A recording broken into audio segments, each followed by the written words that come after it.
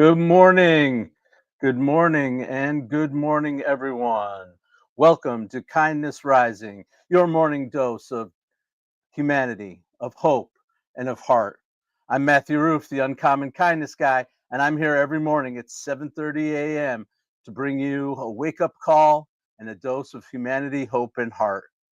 On Kindness Rising, we always like to challenge conventional thinking.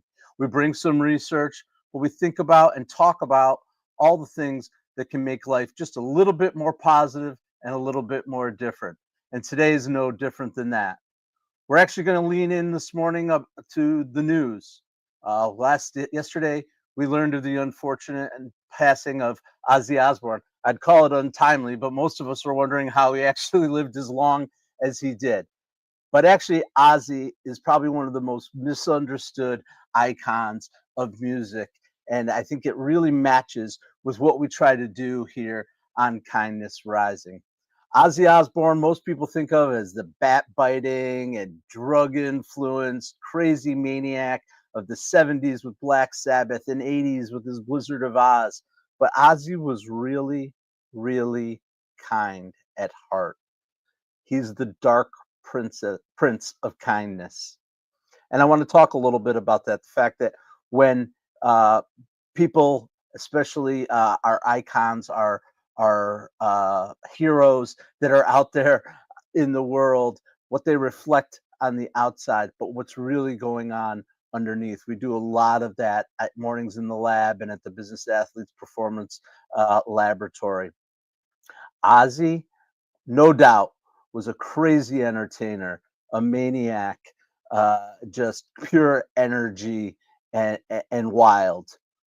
But underneath, Ozzy had a heart, a real heart, and nothing's more demonstrative of that than what happened over the past couple of weeks. Probably many know that Ozzy gave what he announced as his last concert, and clearly it was. He was called somewhere else. But what most people don't know is from that concert, Ozzy and his family, the Osbournes, who's had tremendous success over the years, didn't make a dime. They donated $190 million from that event, all to charity. That's amazing impact and influence that a person can have. But what's even more important and what's more telling and more heartwarming for me wasn't the $190 million. It's the story of the gifts and the gift specifically that he gave at that time. There's a VJ from the 1990s from MTV that Ozzy was related to, and it's no secret that Ozzy had some sicknesses underneath all the crazy behaviors, neurological disorders, and other things. Uh, excuse me, that impacted his life. There was a gentleman, a VJ from the 90s, who had similar things. In the midst of all that chaos of that final concert and being able to earn enough money, 190 million to give to charity, Ozzy had a handmade cane made for this man who is also experiencing the neurological effects of his disease. And he gave that cane to the individual before the show while he's waiting for hundreds of thousands, millions of people watching it on television. He's giving a gift of himself, about himself, and a connection with a human being. And that was the magic of Ozzy, not the Blizzard of Oz, not the Crazy Train, not the Paranoid, all that amazing music that he made. I used to listen to Ozzy, the tribute album with Randy Rhoads is my pump up song for high school hockey, or my pump up album. Amazing, amazing music that really drove energy, but it was the heart underneath that made Ozzy special. He will be missed. R.I.P. Ozzy Osbourne. His influence beyond his family to kids everywhere, to people everywhere, will be felt for a long time. And that's the kind of conventional thinking we like to flow against here at Kindness Rising. And today we're going to talk about another topic that is similar. That topic is tough conversations. All week long, we're talking about communication. We're talking about the things that make us great communicators, the challenges that we have with communication, and the influence that conversations, dialogue, and being open can have. Today, we're going to talk about tough conversations. And I'm going to ask a question. How is telling someone bad news or challenging them or giving them critical feedback kind? It's actually one of the kindest things we can do. And as a matter of fact, it's really unkind to not do that. We're not protecting people, we're robbing them and ourselves of opportunities to improve, to build, and to grow when we don't address the difficult things. But we have to go in with the right mindset. We're going to talk about that mindset, that it's not about winning and losing. It's not about making sure that the person takes our side on something when we have a conversation or a confrontation. It's about empathy. It's about understanding, and it's ultimately about growth. We're going to lean into the research. We're going to tell stories from business and from personal worlds. I'm going to tell my personal stories, and we're going to get into this idea of tough conversations being the heart of what we can do to really grow as individuals and make a difference in the world. We're going to talk about research from right here in my hometown, Binghamton University, that improving working relationships and a tool for coping with stress is having those difficult conversations. It's about validating, supporting, and having the right tone in our conversations that make all the difference. We'll talk about Gallup's research that found that having one difficult conversation per week and finding more than anything, more than anything, that's the influence that we can have as leaders. When I was a leader in healthcare organizations, leading hundreds of people to giving care, I used a strategy called management by walking around. That management by walking around was just touching base with people every day so that when the difficult conversations had to happen, there was rapport, there was credibility. And it wasn't some manipulative thing. It was genuine empathy, interest in people's lives, both personally and professionally, so that when it came down to having the inevitable difficult conversation, we could have that and know that we're coming from the same place, a place of improvement, a place of growth. Here's the thing, for a long, long time, and still to this day, I was an avoider of that. Man, I would get so stressed out about having those deep conversations. I would run and escape. I would hide from them because of the way that it made me feel.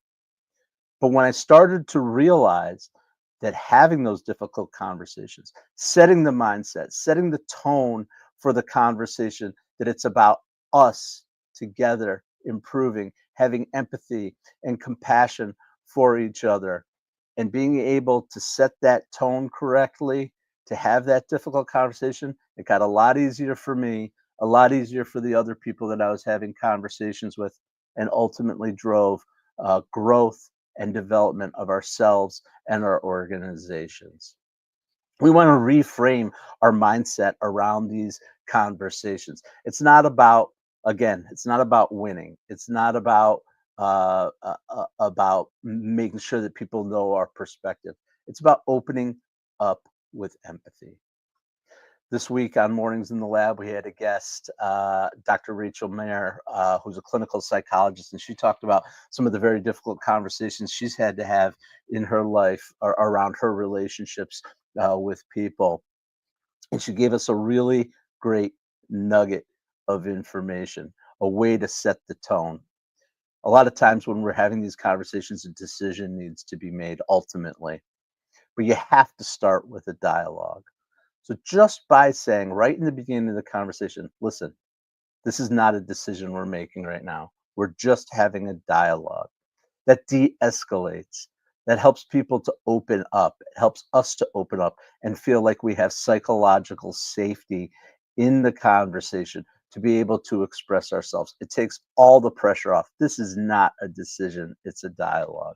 I love that. I'm going to be leaning into it in my personal life and in my business life to make this just a little less scary for everyone and to really uh, get the benefit of that organization, of that conversation. Excuse me. So I want to ask you a question. What conversations have you been avoiding? What have you been hiding from? What have you been scared to talk to your friends, your family, your coworkers, your boss about? Think about those things. And then let's talk about some strategies that will help to make that just a little bit easier for you, to clear the air about how you're feeling, to get rid of those old resentments that you've been carrying you. And I promise that those tough conversations will turn into a profound act of kindness for yourself and for others. It's not just about getting something done, about getting that decision made. It's actually love and kindness in action. So let's get to the heart of our show today. Let's explore how difficult conversations can become the greatest tool that we have for spreading kindness. As always, we lean into the kindness spotlight. Kindness spotlight is our chance to talk about an organization that's out there in the world making a difference with the work that they do, a nonprofit, a charity, a social impact organization. And this one we're going to talk about is really a great organization that's having impact all across our institutions, prisons, schools, businesses, families, most importantly, and driving change through empathy. The name of the organization is the Center for Nonviolent Communication. They were founded in 1984 by Dr. Marshall Rosenberg, who's an international star and leader in the world of peacemaking.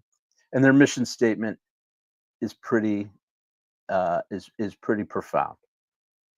We support the transformation of how we speak to ourselves and each other, one empathetic conversation at a time. And Dr. Rosenberg himself is quoted as saying this: what I want in my life is compassion, a flow between myself and others based on mutual giving from the heart. And that's what it's really all about. It's not inside in our brain. It's what's in our hearts that's going to make the difference. So the Center for Nonviolent Communication, they're in schools. I said they're in prisons. They're actually in war zones, guiding peace talks. They're in businesses and family. They're all about social change, restorative justice, and real results. And here's some examples of the impact that they've had. Let's talk about Microsoft. Again, one of our largest organizations, most impactful organizations in the world. Satya Nadella, you may know the name. She was brought into Microsoft some years ago to make cultural transformation. At the time, Microsoft was a very cutthroat organization. People climbing to the top, walking over each other, infighting, and just absolute tension was what Microsoft was defined as. She wanted to move the organization from that to one of collaboration and growth. And her very first act was to require every single one of her leaders in the organization to read the book that was written by the Center for Nonviolent Communication, called Nonviolent Communication, A Language for Life. The ultimate impact of that is during that time period, their market values, Microsoft's market value, went up to $250 billion. But underneath there were the measures of employee satisfaction and innovation and growth that could not have happened without breaking that tension, moving from cutthroat to collaboration. Another great example is something that's happening in schools. There was an Ohio school district that was really focused and struggling with bullying in their district. This has been a topic for a while now. I know my kids, we got a lot of bullying training as parents. The kids got a lot. But the Center for Nonviolent Communication went into this school district. They wanted to move the culture from one of punishment for the bullies to one of teaching, from detention and suspension to empathy and honesty. They wanted to make it safer in the schools. And ultimately through their work, they saw a 60% drop in student incidents.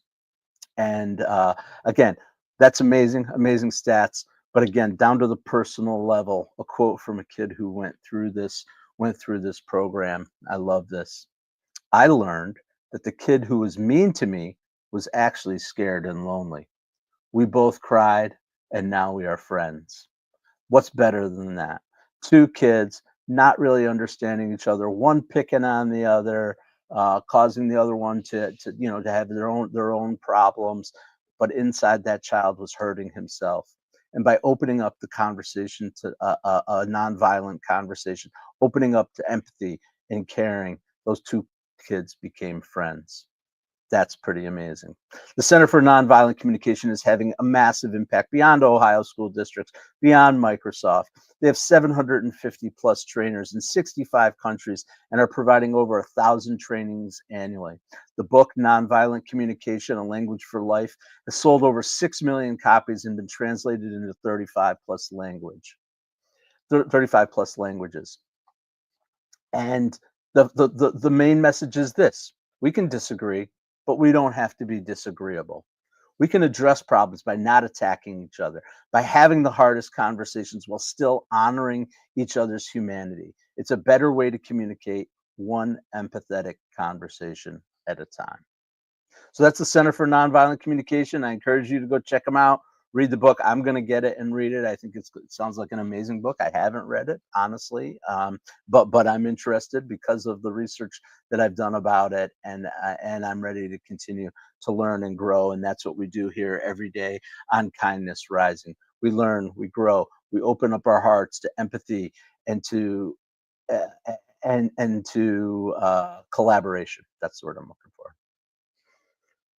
So that was our Kindness Spotlight, Center for Nonviolent Communication. I hope you'll check them out. We're going to move on now to our uncommon good news. We always like to talk about some deeper research into business and into the impact that these concepts have, and talk a little bit about that before we get into the personal challenge for ourselves and how we can have influence on our lives with these concepts.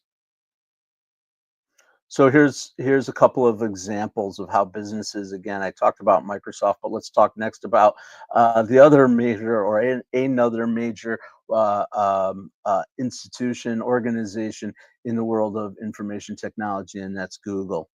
Alphabet. Google's Project Aristotle that they held between 2012 and 2015 was a study of hundreds of teams within the organization to figure out what makes them successful and what makes them challenged. They went into it thinking their hypothesis was that it was the smartest teams. It was the one with the most resources, and the most similarities were what makes the difference in those teams. What they found was profoundly different. It's actually the teams that create psychological safety, places where there's no fear or judgment or concern about being punished for taking a leap, for speaking your mind. They learned that teams could have tough conversations, and the ones that have them early and often were the teams that solve problems the most. They make better decisions and ultimately deliver better results for their customers. There's another company, the Ryan Companies. They're a small company, a medium sized company out in Minnesota, in Minneapolis. They're a construction firm, and they were having the same kind of issues that most of our businesses do. Very common problems. Managers who avoid performance discussions because they don't want to confront, or the ones that do, were having problems with morale after the fact. They had high turnover.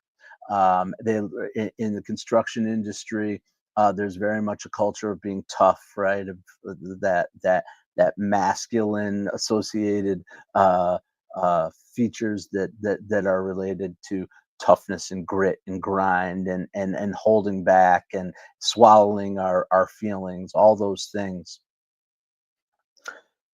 The leaders of Ryan Industries, the Ryan Companies, went into this and said, we're going to figure this out. We're not just going to say tough it out, grow a thicker skin, suck it up. All those things we often hear. They're going to teach empathy. They're going to have growth, not confrontation. And what ended up happening is they improved their outcomes. They had better quality of work, ultimately, better employee retention, better customer retention, and growth. And this is what one leader said following that training on non-confrontation, or on having those difficult conversations. I used to dread having to give difficult feedback. Now I see these conversations as gifts I can give to help my team members grow. It's completely changed how I lead. So let's lean into those tough conversations and we can have an impact. Let's get to that research from Binghamton University, the discovery that changes how leaders talk. But what's really important about this research is they found that it didn't just solve the immediate problems; it helped relationships become stronger and organizations not just survive but thrive. Again, a quote from a participant in that training. I used to think that having a tough conversation with someone meant our relationship was in trouble. Now I realize that avoiding the tough conversation is what puts relationships in trouble. That's why we want to lean into this. We don't want to be harsh. We don't want to be confrontational. We want to show that we care enough to have the hard conversations to lead our organizations and grow. Kindness and tough conversations aren't the opposites. They're partners in creating kind workplaces and communities that we all want to be a part of. That's today's kindness news. So it's 7:50. It's the time we get into our kindness call. I'm going to jump into the comments here and see who's out there and around. Uh, of course, Bernard, be driven. Appreciate you always. Lady Drew leaning into Ozzy Osbourne. Lady Drew, I don't know if you're an Ozzy fan. I am, and I would encourage people to actually go out there and really listen to some of the lyrics. Songs like "Believer" that are all about lifting people up. People think he was like this satanic, crazy guy, but if you listen to that, you listen to Crazy Train. These are songs that are about actually hope and humanity and fighting the powers that hold us down. So thank you very much for chiming in about Ozzy. We really, really appreciate it. And I hope that Lady Drew and Be Driven, I see you're in there in the comments. I hope whatever issues you're having with Spectrum get resolved because we want you here every day. And then we've got Peaches. Peaches is another one of our friends who joins us regularly at Mornings in the Lab. Peaches, thanks for joining my show. 4:30 a.m. You're out west. Wow. Thank you for joining so early, getting up and getting after it every day. Thank you so much, Peaches. Keep commenting. Encourage your friends to come join the show, 7:30 a.m. Eastern, Kindness Rising, and we'll get up and get after it every day with doses of hope, humanity, and heart, and a little bit of positivity to get our day started. So let's roll into our kindness call. Kindness call is our segment where we talk about how we can take some of the ideas, the concepts that we're talking about in each of our programs and bring it to our lives and really move from thought to action with a kindness call. Yesterday we had the question quest. We talked about asking good questions. I hope you're out there doing that, asking great questions, learning how to do that, leaning into that. And today we're going to talk about the courage connection because that's what having tough conversations takes. A little bit of courage, a little bit of self support, and understanding that when we lead with empathy and heart and make it not about winning or losing, but about growth together, tough conversations become what moves us forward. So let's talk about the courage connection. I talked about how it starts with a mindset when we go into these difficult conversations. And here's some questions that I think everyone should ask themselves, and ones that I'm learning to ask myself before I have to go into a tough conversation. How can I approach this conversation in a way that honors this person's dignity? We want to make sure that we're thinking about the other person, not just what we're going to win and what we're going to get out of the conversation. Another question you could ask yourself and ask the other person: what outcome would be best for both of us, not just for me? How can I show up with curiosity instead of judgment? We all bring things, our biases to the world, but by asking good questions, leaning into empathy, we can push past those biases and really get ourselves into conversations that move us forward. It's about authentic engagement, genuinely responding. It's about vulnerability, sharing that we know that this is scary. We want to take a breath and summon the courage to have that difficult conversation and make that deeper connection that we all desire and we know is just going to make our lives and the lives of the people we're working with better. Other important things to remember: this is tough stuff. Having these tough conversations, we all have to have them. But remember, you're not alone in this.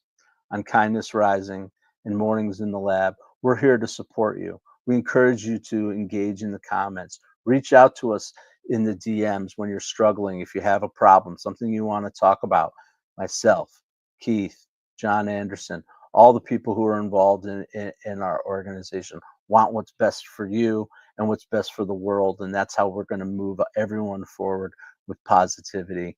So please reach out to us. Know you're not alone in it. That's a key thing. Everyone has to go through these things, these tough conversations to get through what we need in our lives, to get what we want out of our lives, to get connected to the people we love. So that's today's show. Tough conversations.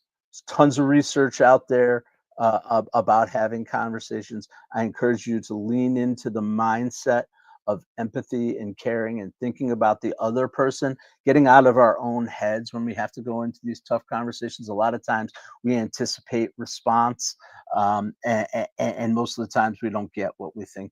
What we think. So go into it with open mind, open hearts, open ears. Really listen, absorb before you respond when you have these tough conversations. Ask a lot of good questions of people. Make sure that you're setting the tone that this is about us. It's not about me. It's not about you. And you can do that by reducing some tension. We talked about Rachel Muir. I love this, and it's just something that I've really been thinking about since she brought it to us. This is not about a decision. A lot of times when we go into thinking, what do we have to accomplish from this conversation? Nothing gets accomplished because we're so focused on what we have to accomplish. It's kind of a paradox. But when we say this is just a dialogue, that can move the needle forward and maybe even get you to that decision faster and with more collaboration and with more engagement and people really embracing the decisions that we make. Thank you very much again for joining me here on Kindness Rising. Please come back every day, 7:30 a.m. Kindness Rising on YouTube, at Kindness Rising, at Mornings in the Lab, at Matthew Roof. Stick around at 8 o'clock for Mornings in the Lab with Keith and Friends. Some amazing things happening over there today. Keith is going to have a conversation about fathers and sons. I know I'm going to lean into that, even though my dad's not around. I'm a father, and I want to learn and grow in that. So stick around for that conversation and all the important pieces about our health and our growth that we get from the Mornings in the Lab conversation. Also, don't forget that I'm looking for guests here on Mornings in the Lab. Had a conversation yesterday with an amazing woman who I think is going to join us pretty soon. She's doing this really cool project out in Ohio where she's changing the lives of the kids that are growing up in the school district that she grew up in. She saw a need for change and she took action along with a bunch of other women in their community to change the lives of the young girls and young women in their community. So I'm excited to bring her. Let's keep an ear out for Emily, who's gonna join us and have that conversation. Lastly, I want to just talk about Visibility Project.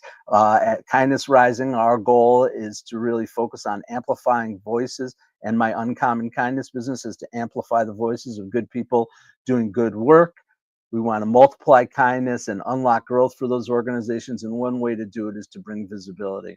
So if you or someone you know is a part of a nonprofit, a charity, a social impact organization that wants to get your voice heard, you're so focused on your mission that you forget to talk about it and get it out there. I'm here to help you do that, to give you strategies and real tools that can help you grow. So think about it. The Visibility Project. Again, I'll be dropping links during the show. I keep forgetting to do that, frankly, but this is not about a commercial for me. Although I am giving a little plug here at the end. Hit that subscribe button.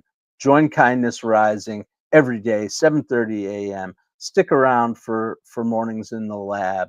Come find us on Facebook, LinkedIn, TikTok, Substack, all the major platforms. We're out there spreading kindness through social media, getting people to wake up with positivity, hope, humanity, and heart.